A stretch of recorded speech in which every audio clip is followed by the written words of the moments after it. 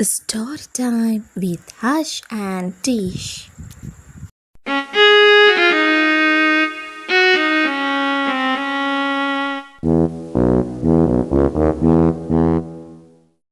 ආයුබෝවන් මගේ පුංචි දුවේ පුතේ ඔයාලා හැමෝටම.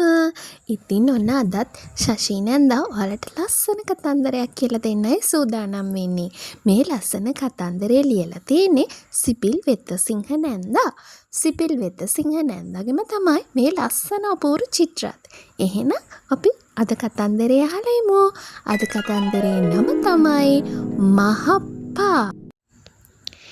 මහප්පා රෑ කෑමෙන් පසුව හන්දියේ තේ කඩේට ගිහින් බුලත් විටක් කන එක සිරිතක් වෙලා තිබුණා.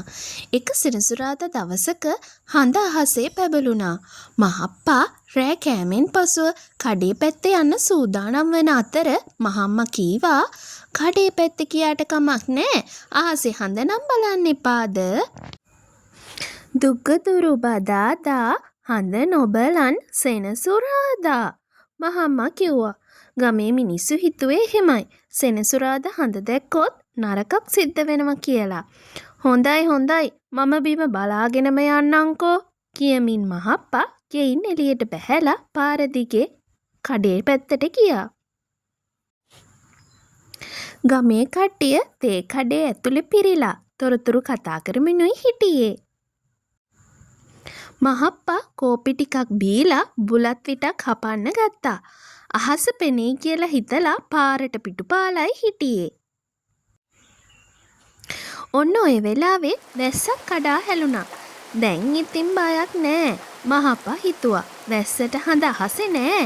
ඒ ටික වෙලාවයි වැස්සේ. මහප්පා ගෙදර යන්න පාරට බැස්සා. අහස දිහා නොබලා බිම බලාගෙනමයි පාරේ ගියේ. ගෙදරට කිට්ටු වන අතර පාරේ තැන් තැන්වල වතුර එකතු වෙලා තිබුණා. බිම් බලාගෙන ගිය මහප්පා තැන් තැන්වල වතුර වලවල් වල දැක්කා හඳ මුහුණු ගණනාවක්. මහප්පා ගෙට ගොඩ වුණා. ඇහුවේ මම්මා මෙහෙමයි. දැක්කේ නෑනේ හඳ? අහසේ තියෙන එක හඳ නෙවෙයි මම දැක්කේ. පාරේ එකතු වෙලා තිබුණු වතුරේ මම දැක්ක හඳ මූණු ගණනාවක්. ඒ ඇහුණු මහම්මගේ අතේ තිබුණු මැටි කෝප්පේ බිම වැටිලා කුඩු කුඩු ගියා. ඔන්න පේනවනේ වෙච්ච දේ මහම්මා කිව්වා. දුගදුරු බදාදා හඳ නොබලන් සෙනසුරාදා.